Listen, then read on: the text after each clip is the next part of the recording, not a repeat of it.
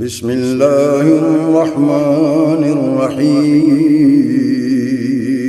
شروع اللہ کے نام سے جو بڑا مہربان نہایت رحم والا ہے۔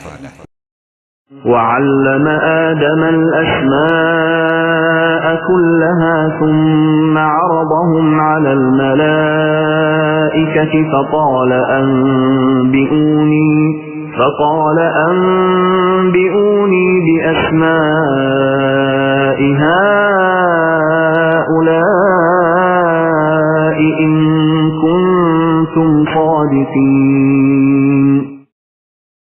اور اللہ تعالیٰ نے آدم کو تمام نام سکھا کر ان چیزوں کو فرشتوں کے سامنے پیش کیا اور فرمایا اگر تم سچے ہو تو ان چیزوں کے نام بتاؤ۔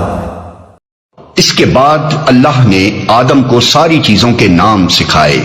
انسان کے علم کی صورت دراصل یہی ہے کہ وہ ناموں کے ذریعے سے اشیاء کے علم کو اپنے ذہن کی گرفت میں لاتا ہے، لہذا انسان کی تمام معلومات دراصل اسماء اشیاء پر مشتمل ہیں۔ آدم کو سارے نام سکھانا گویا ان کو تمام اشیاء کا علم دینا تھا۔